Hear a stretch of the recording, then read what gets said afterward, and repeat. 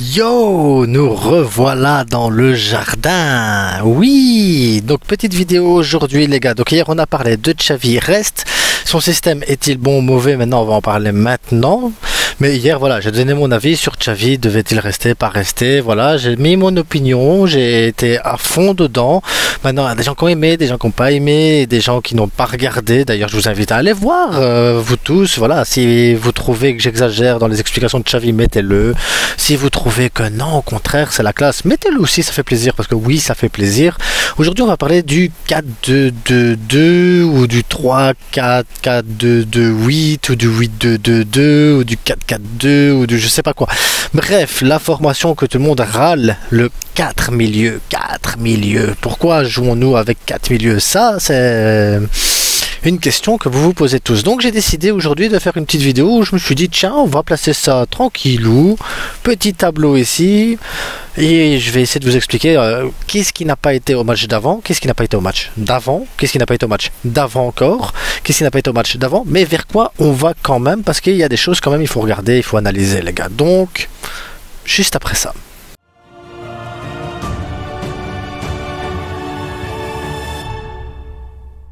Et nous revoilà. Long le générique hein. Bon, j'espère que vous êtes abonnés, likés et évidemment que vous avez partagé, parce que c'est ça le plus important les gars. C'est ça, c'est uniquement ça, parce que plus vous partagez, plus vous vous abonnez, plus vous regardez, plus je gagne des sous. Wouh, allez, bientôt 20 €. Bref, on est en Belgique, il fait bon, regardez, il y a un petit soleil, regardez le soleil là, juste derrière la plante là. Est-ce que je peux... Ouh, c'est beau. Bref, donc... La petite vidéo maintenant, on va parler un peu tactique, comment je fais pour retourner la caméra. Donc voilà plus ou moins ce qu'on a eu au match d'avant. Donc Baldé, on a eu ici Sergi Roberto, là on a Koundé, Christensen, notre double pivot Auriol, Frenkie de Jong, Gundogan, Lamine Yamal, Gavi, Robert Lewandowski. Donc ça ressemblait plus ou moins à ça. Ok, donc que je me mette bien. Pas évident en fait. Hop, hop. Donc ça c'est la formation qu'on a eue à la base. Maintenant ici, qu'est-ce qui n'a pas été au match précédent? Ben, Baldé, qui est censé normalement arriver ici pour après profiter de l'espace, parce que Gavi est censé être là, donc profiter de l'espace que Gavi laisse ici en attirant les défenseurs. Baldé devait profiter de cet espace là pour aller en profondeur, seulement le Baldé ne l'a pas fait, tout des ballons dans les pieds. Robert Lewandowski qui aime bien dézonner allait souvent dans cette zone ci. Frenkie de Jong souvent était là. T'avais Gundogan qui faisait ses appels ici, donc ça va, tu vas me dire c'est bon. Oriol Romeu souvent ici, Sergi Roberto qui remontait souvent ici, et Lamine Yamal esselé. Et donc t'arrivais avec ça, en plein match. Et vous allez me dire, c'est trop facile de pouvoir stopper les joueurs au final, parce que ben, le système même de jouer en zone, c'est de pouvoir justement profiter de ces zones-là. Alors... pourquoi ça n'a pas fonctionné? Déjà parce que lui il dézone dans sa zone, et j'ai envie de vous parler de ça parce que je sais pas si vous vous souvenez, vous avez sûrement déjà vu la vidéo de Thierry Henry qui dit qu'il a dû réapprendre le football quand il arrive à Barcelone, parce que chacun sa zone, chacun son truc, chacun son... Voilà, chacun fait ce qu'il a à faire. Ah ben ici on a un problème, c'est que tout le monde faisait ce genre de truc, et pouvait regarder toutes les analyses de tout le monde, on se retrouve souvent avec ce type de schéma, alors que de base... Même si tu joues avec quatre milieux, parce que c'est ça, hein, tu peux jouer avec 4 milieux, on s'en fout en fait, hein, 4 milieux, 6 milieux, 10 milieux, on s'en fout. Voilà, c'est que, à la base, vous prenez maintenant ici, donc Gavi a toujours tendance à jouer ici. Maintenant vous allez prendre un Cancelo, vous allez prendre un João Félix qui naturellement se déplace dans les bons espaces. Donc, vous allez avoir Robert Lewandowski, même s'il dézone, il va dézoner. Vous allez avoir un João Félix qui va demander dans la profondeur. Vous allez avoir un Gundogan qui demande également dans la profondeur. Habituellement, c'est comme ça qu'il joue.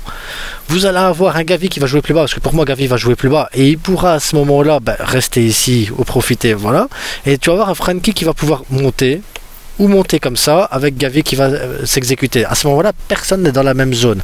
Lamine Yamal qui va pouvoir, ou Rafinha qui va pouvoir aller là. Et Cancelo va venir ici. Vous allez voir, ça va souvent être comme ça. Et maintenant, s'il n'y a personne qui vient ici dans le ballon, vous allez voir Gundogan qui va rentrer là-dedans. Et Cancelo qui va faire ça, parce que naturellement ils vont le faire, et lui il va prendre les espaces pour venir ici. C'est comme ça en fait qu'on se retrouve la plupart du temps à jouer au football avec le Barça. Et ça, c'est le problème qu'on a actuellement, c'est que les zones ne sont pas respectées du tout. Si vous voulez vraiment respecter les zones, eh ben, il va falloir que les gars ils étudient un petit peu, parce que maintenant, je dis ça parce qu'on met Joao Félix, mais Joao Félix, sa zone de prédilection, à lui, quand il joue au football, quand on prend sa hitmap, et vous pourrez aller voir sa hitmap, ça c'est la zone de Joao Félix. Ça, je vais l'assurer, c'est la zone de jeu de Joao Félix.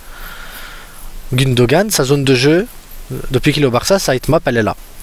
Donc ça, c'est la zone d'influence de Gundogan. Vous avez Robert Lewandowski, sa zone d'influence, elle est là, ici. Normalement.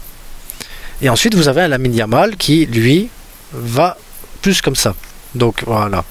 Et un Baldé, normalement, qui doit prendre cet espace-là, ici. Tout simplement. Ensuite, ben, on a les milieux de terrain qui prennent cet espace-là, ici aussi, ensemble. Et un Cancelo qui vient et qui prend cet espace-là. Ça, c'est ce qu'on va voir bientôt. Vous voyez? Donc, Joao Félix prend ces zones-là ici. Et il sera toujours tout seul. Et ce qui est bien, c'est-à-dire que Robert Lewandowski revient, les défenseurs remontent avec lui. Lui peut prendre la profondeur, Gundogan peut prendre la profondeur. Plusieurs fois, on a vu Gundogan prendre cette profondeur-là. On a lui qui peut toujours écarter Rafinha ou Yamal. Et si Gundogan, ben voilà, il est pris à trop de monde ici, tu peux toujours avoir un Lamine Yamal qui vient lui demander pendant que Cancelo vient compléter ici dans cette zone-là. Parce que maintenant, imaginons simplement que tu as Yamal qui est ici bloqué, Gundogan fait l'appel ici dans le truc, Cancelo peut toujours venir ici. Cancelo a tendance à revenir dans l'axe. Donc ce qui fait que toutes tes zones sont libres. Maintenant c'est à Baldé de pouvoir réussir à prendre cette profondeur là, de jouer là à la limite, et dès que Joao Félix vient, hop, il peut prendre la profondeur, ou imaginons Joao Félix revient ici pour attirer les joueurs directement, tu peux avoir Baldé qui vient jusqu'ici. Et c'est pareil, hein, trop de monde, Joao Félix revient ici, Baldé doit revenir dans l'axe et doit percer dans l'axe directement. C'est ce genre d'appel là qu'on n'a pas du tout en fait, hein, avec le Barça actuellement. Et bien sûr, tu as ton double pivot, Gavi et Frenkie, et dans ces cas-là, eux, ils ont moins de boulot parce qu'à ce moment-là, chaque zone est prise, et donc à ce moment-là, eux, ils font leurs appels, ils font leurs trucs, et ce sera toujours plus facile pour eux de trouver la balle parce que maintenant, hop, les joueurs sont pris, petite passe en retrait ici, et à ce moment-là, dans du mouvement, ils peuvent toujours aller rechercher. Mais il faut absolument qu'ils respectent cette histoire de zone parce que ça va permettre en fait au jeu d'être écarté totalement. On a toujours de l'espace, on a toujours des possibilités de jeu dans cette zone-là. Donc voilà, c'est une petite vidéo tranquille, simplement pour expliquer que le système, en fait, en soi, que tu joues avec 4 milieux, 6 milieux, 10 milieux, ça change rien. Ça dépend du profil des joueurs. Ici, évidemment, tu joues avec un Joao Félix, maintenant, il va résoudre le problème. Parce que Gavi n'a pas cette faculté de pouvoir se projeter comme ça dans la profondeur et créer des espaces. Baldé doit se réveiller, profiter de l'espace qui sera proposé par Joao Félix. Ou si Joao Félix s'écarte, ou à ce moment-là, Baldé, il rentre dans l'axe directement et il profite pour percuter parce que ça créera de l'espace. Et à ce moment-là, un Gundogan qui le fait très bien depuis le début de saison, aller chercher la profondeur directement et être proche du rectangle. Maintenant, si Robert Lewandowski dézone, à lui d'être intelligent aussi, de ne pas dézoner là où il y a déjà un joueur qui dézone, là où il n'y a pas de joueur pour proposer justement une solution ou un décalage. Et en fait, c'est ça le problème qu'on a avec le Barça depuis le début de saison, c'est qu'on a un problème de décalage, on a un problème de mouvement, on a un problème où les joueurs, ils ne savent pas exactement ce qu'ils doivent faire et où ils doivent se placer. Maintenant, est-ce que c'est Xavi qui explique mal? Est-ce que c'est eux qui sont pas assez intelligents? Moi, je me dis qu'un joueur comme Robert Lewandowski, qui a 15-20 ans de football derrière lui, devrait comprendre ce genre de choses de base naturellement. Cancelo, on l'a vu quand il est rentré, il l'a compris. Joao Félix, on l'a vu pour les 2-3 balles qu'il a touchées, il a compris qu'il devait aller dans la zone où il n'y a personne pour pouvoir justement créer des décalages. Maintenant, Baldé, plusieurs fois dans les analyses, dans les analyses que j'ai pu voir sur internet, on a pu voir que Baldé ne profite pas de ces zones, de ces espaces pour justement faire des appels en profondeur, de justement créer des décalages. Et c'est là qu'est le problème du système en fait. Le problème du système, c'est que les joueurs n'ont peut-être pas le niveau pour comprendre en fait les consignes de Xavi. Mais sinon, le système 4 milieux, 6 milieux, 10 milieux, 30 milieux, on s'en fout, hein, les gars. C'est pas ça. Le système est très très bon. Et c'est pour ça que je vous dis, moi, je pense que Joao Cancelo et Joao Félix vont apporter énormément de bien au Barça parce que naturellement, ils savent se placer dans les bonnes zones. Naturellement, ils savent aller chercher la profondeur là où il y a besoin d'aller chercher la profondeur et ils savent aller créer le décalage pour justement l'homme qui a le ballon. Parce que maintenant, Frenkie de Jong est monstrueux balle au pied, mais il doit faire le travail de 2-3 joueurs actuellement. Si maintenant il n'a pas besoin de faire ce travail-là de 2-3 joueurs, Frenkie de Jong peut garder son énergie plus facilement à observer ce qui se passe autour de lui, chercher plus facilement l'homme libre, créer certains automatismes, et je pense qu'on peut avoir encore une meilleure version de Frenkie, les gars. Je pense que Frenkie n'est même pas encore au top actuellement. Je pense que Frenkie peut être encore plus fort. Et je pense qu'un gars comme Gavi à ses côtés pour couvrir justement les montées de Frenkie et pour pouvoir contrôler le jeu est une excellente chose. Un Gundogan proche du rectangle parce qu'il va tout le temps chercher la profondeur, et un Robert Lewandowski, oui, il faut qu'il dézone intelligemment, et il faut que quand il ait la balle dans le rectangle, il tire. Il faut qu'il tire, c'est tout. Rafinha, Yamal, Cancelo sur le côté droit, je pense que ça va très très bien se compléter aussi parce qu'ils sont suffisamment intelligents les uns et les autres pour voir que s'il y en a un qui fait un certain mouvement, l'autre va pouvoir faire le mouvement de l'autre côté ou inversement. Et je pense que vraiment c'est le côté gauche maintenant où Baldé il doit absolument travailler ce placement, ce jeu sans ballon, cette vision et cette intelligence de dire ah bah tiens, les joueurs vraiment là ils sont reculés, il faut qu'on aille chercher ça. Ah, les joueurs sont un peu trop avancés, il faut que j'aille vers l'avant, il faut que j'aille demander la balle en profondeur. Même si t'as pas la balle, c'est pas grave. Le but c'est de créer un décalage, c'est de faire peur aux défenseurs en justement écartant au maximum le jeu. C'est tout. Parce que tu fais ton appel, donc à partir du moment où tu viens et que tu fais ton appel ici, que tu vas chercher, automatiquement tu crées des zones. Tu crées des zones où les joueurs ils peuvent aller s'infiltrer et aller s'engouffrer. C'est vraiment ça, c'est une question d'appel et de mouvement. À partir du moment où tu es statique sur ton terrain, ça bouge pas. Donc à partir du moment où tu as la balle, oui, les zones elles sont là, mais si tu as la balle et que tu vois qu'il n'y a aucune solution, tu bouges de zone, l'autre il bouge de zone, mais tout en respectant. L'idée c'est de toujours respecter. Donc si tu bouges la zone ici, tu vas là, l'autre il peut aller là, l'autre il peut aller là, et tu dois toujours décaler, toujours être en mouvement pour justement créer ces espaces, créer ces mouvements, créer ces possibilités de passe. Le Barça c'était ça à l'époque, les gars, c'était pas compliqué, c'était juste du placement, juste du positionnement et se rendre disponible dans les intervalles entre les joueurs, c'est tout. À eux d'être assez intelligents pour aller chercher ces intervalles dans les passes, pas mettre la balle dans les pieds, ça sert à rien la balle dans les pieds. La balle elle doit se jouer entre les joueurs pour que le joueur se déplace et reste en mouvement, et toujours